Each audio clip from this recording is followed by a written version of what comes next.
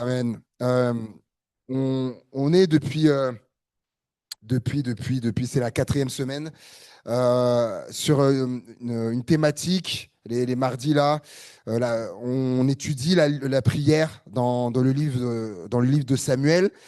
Et voilà, on a vu différentes choses. On a vu Anne, voilà, Anne, femme de prière. On a vu comment tout et la prière était omniprésente autour de la vie de Anne. On a vu ensuite comment nous sommes secourus dans nos besoins par la prière. C'était à travers la prière de Samuel. On a vu mardi dernier cette invitation à consulter Dieu, lorsque par exemple, on ne sait pas quoi faire. Il y a des questionnements, il y a des choix à faire, décisions, tout un tas de choses. On a vu au travers de Samuel et David mardi dernier comment voilà, ils ont consulté le Seigneur dans le choix, qui choisir, que faire, où aller, etc. Donc comment consulter Dieu, combien c'est important. Et ce soir, on va voir un autre aspect.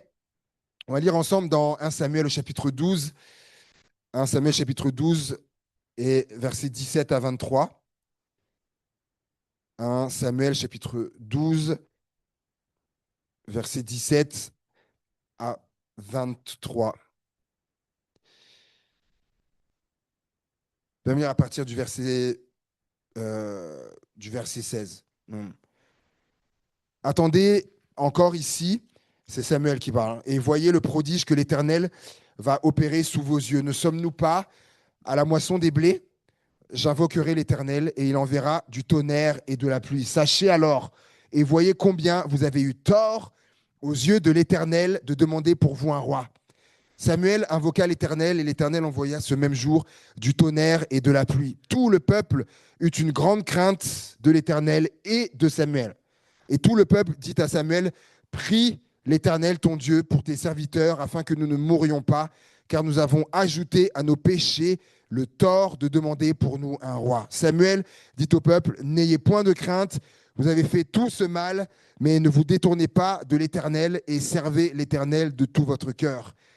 Ne vous en détournez pas, sinon vous iriez après des choses de néant qui n'apportent ni profit ni délivrance, parce que ce sont des choses de néant. L'Éternel n'abandonnera point son peuple, et ça on peut le prendre pour nous, à cause de son grand nom, car l'Éternel a résolu de faire de vous son peuple. Loin de moi aussi de pécher contre l'Éternel, de cesser de prier pour vous. Je vous enseignerai le bon et le droit chemin.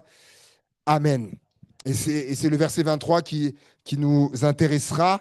Mais avant ça, euh, juste un rappel, certains n'étaient pas là mardi dernier. Donc, les anciens d'Israël donc, sont venus trouver Samuel et ils lui ont demandé d'établir un roi sur eux. Et Samuel, donc après avoir prié, la Bible dit qu'il est parti prier le Seigneur. Dieu lui a dit, écoute-les, donne-leur un roi. Donne-leur un roi. Mais Dieu n'avait pas prévu ça à la base. C'était lui qui devait être le roi. D'ailleurs, il le dira dans ce passage. Mais c'était pas ça, son plan. Mais Dieu a dit d'accord. Dieu a dit d'accord. Euh, la leçon, ce que je retiens de ça, je fais juste une parenthèse. Dieu peut permettre des choses. Dieu peut permettre des choses sans que ce soit sa volonté. Sans que ce soit nécessairement sa volonté. Oui, Dieu peut permettre des choses sans que ce soit nécessairement sa volonté. Mais je ferme la parenthèse parce que c'est tout un monde, c'est tout un sujet. Mais c'est important de le dire. Au verset premier de 1 Samuel 12, au verset premier, il va dire, Samuel dit à tout Israël, voici, j'ai écouté votre voix dans tout ce que vous m'avez dit et j'ai établi un roi sur vous. Et il dira, donc on l'a lu au verset 16 et 17, mais il va leur dire, vous voyez, je vais invoquer l'Éternel parce que ce que vous avez demandé, ce que vous avez voulu là, eh ben, il va leur dire, vous avez eu tort de ça, au verset 17. Il va leur dire, ne sommes-nous pas à la moisson des blés? J'invoquerai l'Éternel et il enverra du tonnerre et de la pluie. Sachez alors et voyez combien vous avez eu tort aux yeux de l'Éternel, donc aux yeux de Dieu, hein, vous avez eu tort de demander pour vous un roi. Et il va dire pourquoi ça ne sommes-nous pas à la moisson des blés. Pourquoi ça? Parce qu'à cette période-là, de la moisson des blés, communément là-bas, il n'y a pas de tonnerre et de pluie. Là-bas, il n'y a pas de tonnerre et de pluie. Et en gros, il est en train de leur dire, eh ben, si vous avez eu tort de demander un roi, alors, quand je vais invoquer Dieu, alors il y aura du tonnerre et de la pluie. Et alors, et à comprendre, même si ce n'est pas écrit là, mais à comprendre à l'inverse, ben, à la limite, si vous avez eu raison de demander un roi, eh ben, il n'y aura, y aura pas de tonnerre et il n'y aura pas de pluie. Maintenant, allons-y. Faisons. Et la Bible dit que Samuel va invoquer l'Éternel. Et qu'est-ce qui va se passer? Il va invoquer l'Éternel. Et l'Éternel envoya ce même jour du tonnerre et de la pluie. Comme pour dire, oui, donc vous avez tort de demander un roi. Et verdict au verset 18, du coup, et tout le peuple eut une grande crainte de l'Éternel et de Samuel. Et tout le peuple dit à Samuel, prie l'Éternel, ton Dieu, pour tes serviteurs, afin que nous ne mourions pas, car nous avons ajouté à tous nos péchés le tort de demander pour nous un roi. Ils réalisent qu'ils n'auraient pas dû, ils ont eu tort, ils n'auraient pas dû demander un roi. Et ce qui va nous intéresser ce soir, c'est le verset 23, quand Samuel va dire, loin de moi aussi de pécher contre l'Éternel, de cesser de prier pour vous. Et là, je dois vous avouer que ça m'a interpellé. Loin de moi aussi de pécher contre l'Éternel en cessant de prier pour vous.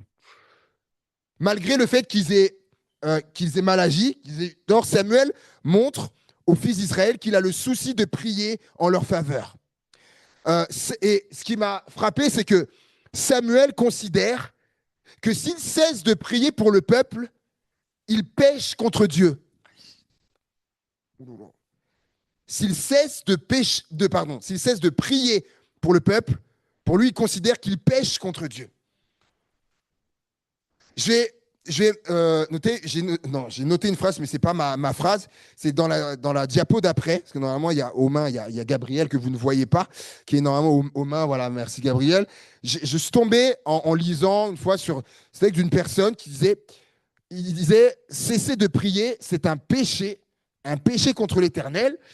Et cesser de prier pour quelqu'un, c'est un tort que nous faisons subir à cette personne. Et alors, moi, je vais vous poser la question sur ça. Qu'est-ce que vous pensez de ça? De cesser de prier pour quelqu'un, pour quelque chose. Est-ce que c'est un péché? Je pêche contre l'État. Je voudrais savoir, pour vous, qu'est-ce que vous pensez de ça? Vraiment, honnêtement, moi, je ne suis pas là à dire il y a des bonnes, des mauvaises réponses. C'est pas ça. J'aimerais avoir votre avis par rapport à ça. Oui. Hein.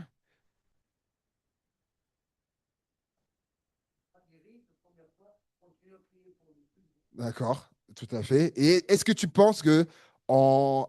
si j'arrête de prier pour la personne, est-ce que je pêche? Est-ce que je pêche contre ce...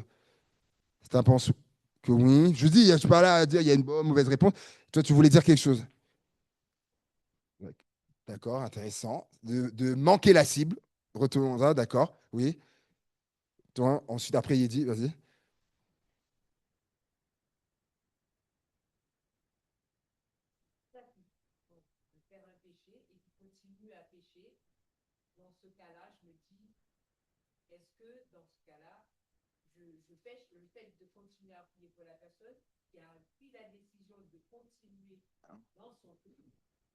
Ah.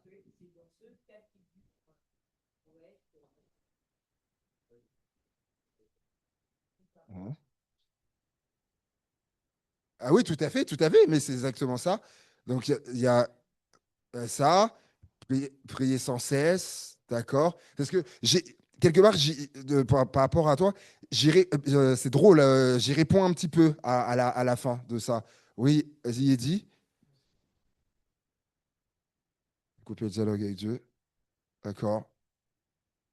Oh, les jeunes, là, qu'est-ce que vous pensez, vous? Là, c'est intéressant, tu vas comprendre tout à l'heure. Vas-y. Dieu, il est fort. Hein. Quelqu'un, il n'y a pas quelqu'un d'autre qui voulait un... Ah oui, toi, et ensuite toi, mon frère. Oui.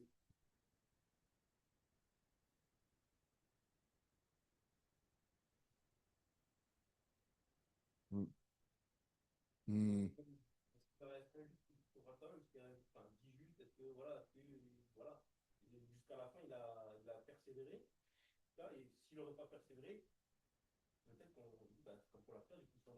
Hmm.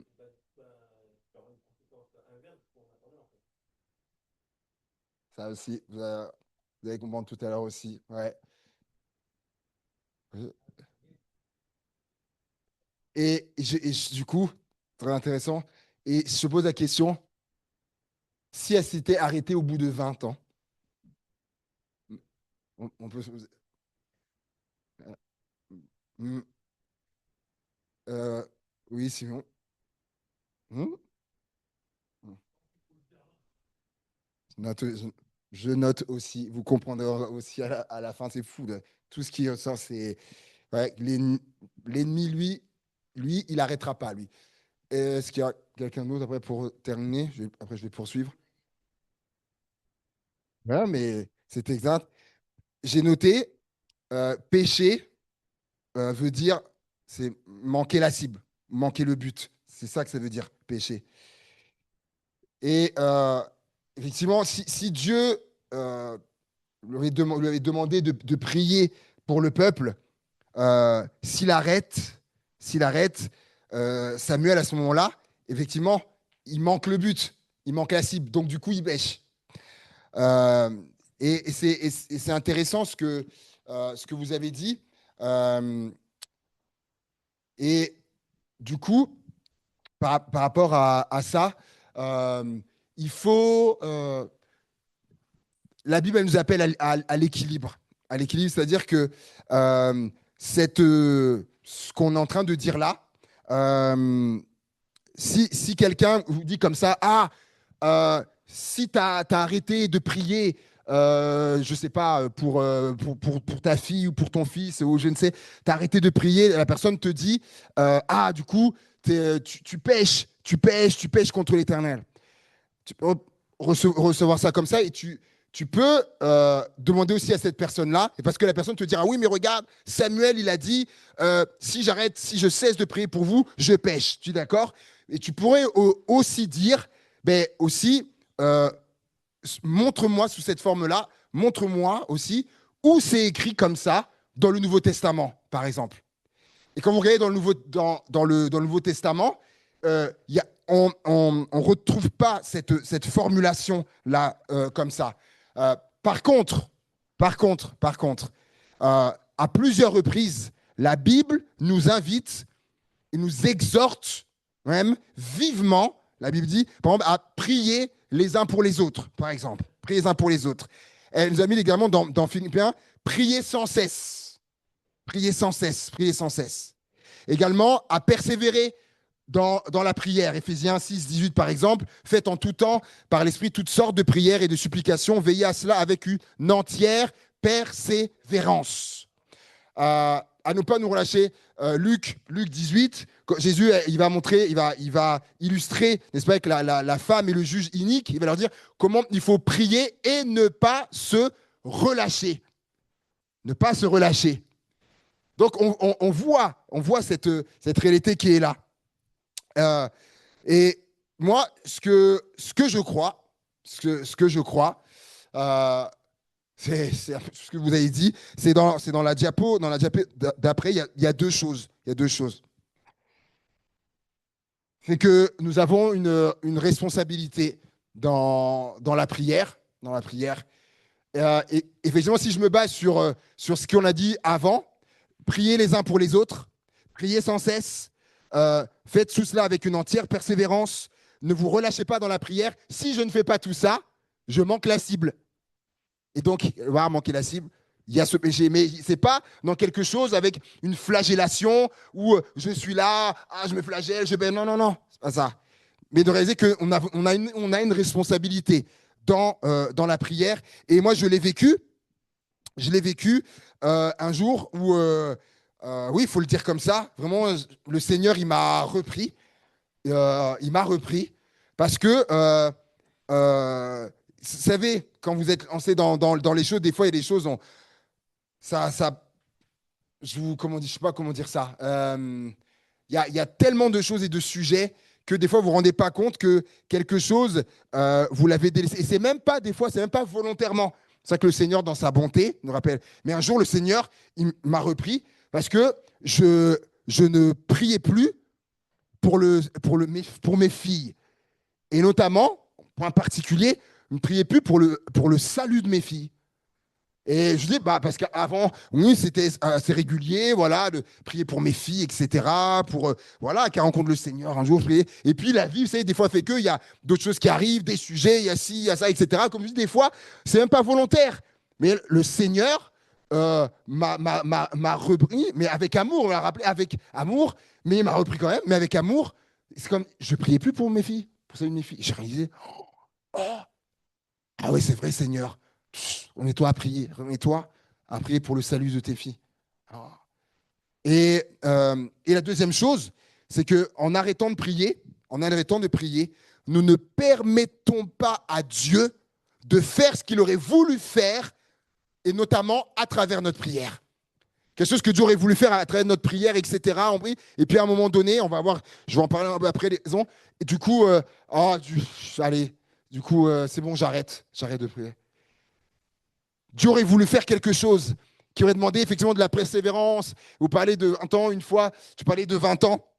Une fois, il y a, je ne sais plus à quel moment j'avais parlé de ça, d'un chrétien à qui j'avais parlé dans une église et qui m'a dit, tu sais, ma mère, elle a prié 20 ans pour moi.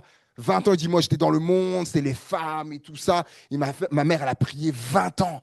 Et le gars j'avais en face de moi était, j'allais dire aujourd'hui, à ce moment-là, quand on était ensemble, c'était du coup un gars, un chrétien, mais zélé pour le Seigneur. Sa maman, elle a prié pendant 20 ans.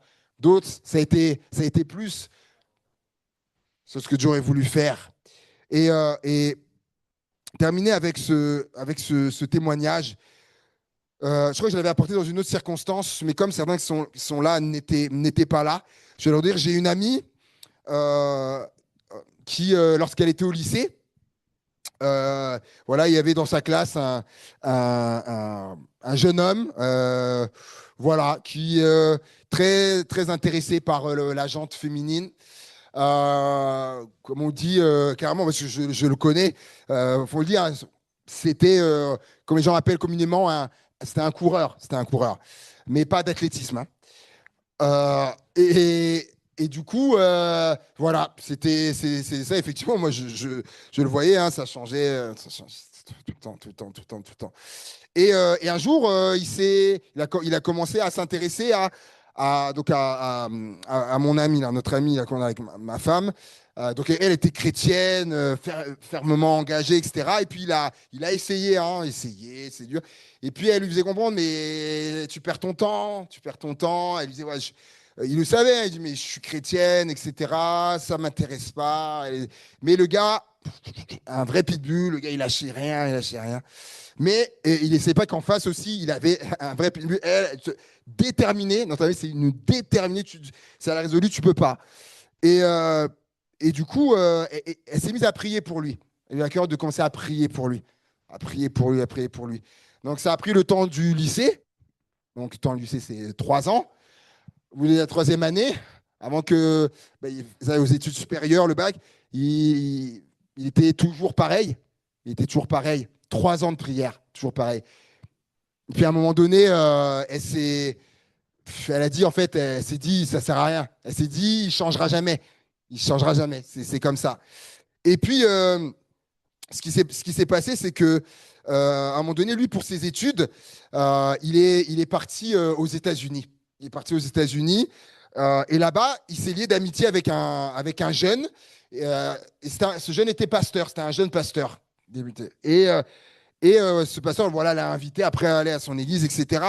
Et là-bas, il a fait une expérience avec le Seigneur, vraiment authentique, hein, véritable. Et puis en revenant en France, du coup, il poursuit ses études à Paris. Et un jour, il marche, voilà, dans les rues de Paris. Et puis, comme il y a beaucoup ça là-bas, et puis il voit sur une terrasse d'un café, il voit une jeune fille, voilà. Et comme le dicton dit, le naturel revient au galop. Et voilà, il la voit et il s'installe. il s'installe, il s'assoit à la table. Pour vous dire comment il était l'audace qu'il avait. Il s'assoit là, à la table, etc. La jeune fille, il se met à lui parler. Il avait peur de rien. Lui. Et là, ce qu'il ne savait pas, c'est que la jeune fille, là, c'était une chrétienne. Et là, voilà, il sort son baratin, tout ça, et puis elle lui dit, voilà, tu perds pas plus ton temps. Voilà, moi, elle dit, moi, pareil, ça m'intéresse pas. Et elle lui dit, ouais, je suis chrétienne, etc. Voilà. Et là, en fait, lorsqu'elle dit ça, il se souvient de mon ami donc, au lycée. Il se rappelle de ça. Il se rappelle de ce qu'il a vécu aux États-Unis et il réalise que, en fait, à ce moment-là, que Dieu l'a pas lâché, que Dieu le cherche. Et ça a été comme un déclic. Et de là, il a recherché une église dans laquelle, après, il s'est attaché, etc. Il allait plus loin avec le Seigneur. Il s'est voilà, converti, etc. Né de nouveau. Et du temps est passé. Et puis un jour, arrive dans nos vies un réseau social qui s'appelle Facebook, il y a des années. Et puis au début, voilà, c'est les débuts. Hein. Et puis je vois son compte à lui, je vois son nom, etc. Et puis je vois que sur son nom, il y avait un verset biblique. Donc moi, imaginez que moi, lorsque moi je l'ai quitté, moi j'ai toujours en tête le gars, c'est un coureur, quoi.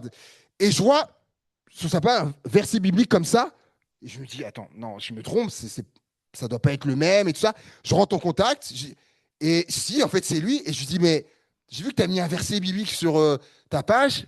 Je lui dis, mais comment ça se fait? Et c'est de là qu'il me raconte ce que je viens de vous raconter, là. Il me raconte. Et là, un jour, donc, il y a mon ami, on est en contact, je lui dis, mais je lui dis, tu sais ce qu'il est devenu, un tel? Donc là, je remonte à l'époque du lycée. Hein. Je lui dis, tu sais ce qu'il est devenu? Elle me dit, ben, non, je sais pas. Je dis, ben, ce serait intéressant que tu ailles voir, du coup, sur voilà, sa page, et que tu rentres en contact avec lui, ce serait intéressant.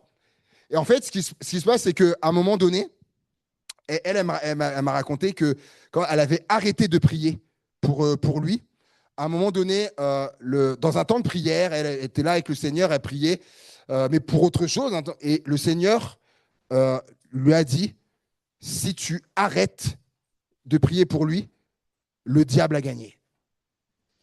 Et ça a été un truc qui l'a ravivé. Et donc, du coup, elle s'était remise à prier pour ça, mais du coup, sans savoir les périples de lui, les États-Unis, etc. Tout ça, mais dans ces années-là, elle continuait de prier. Elle n'avait pas de. Elle voyait pas, elle savait pas, mais elle continuait.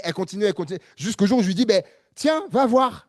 Et qu'elle est en contact avec lui, ils ont parlé. Et là, vous imaginez la joie. Effectivement, je le connais aujourd'hui. C'est le jour et la nuit. Bah oui, quand Dieu passe par là, c'est la métamorphose. Et la joie, n'arrête pas de prier. Je veux dire à quelqu'un, n'arrête pas de prier, ne cesse pas de prier. Et je conclus, réfléchissons un instant. Si nous avons cessé de prier, peut-être, pour quelqu'un, parce qu'on s'est dit, il ou elle ne changera jamais. Ou peut-être cette personne qui s'est détournée de Dieu, peut-être qui a pris un mauvais chemin, qui vit dans le péché, ne cesse pas de prier pour lui, pour elle, ou pour une situation où tous ces sujets de prière que l'on a abandonnés, peut-être que nous n'apportons plus devant le trône de la grâce par lassitude, par découragement. Découragé, on est lassé. Vous dites, mais le Seigneur nous invite ce soir, je crois vraiment. Vous avez vu les réponses qui sont sorties, c'est des choses que j'ai tout mis. Ça, c'est la communion, comme dit Paul, la communion du Saint-Esprit.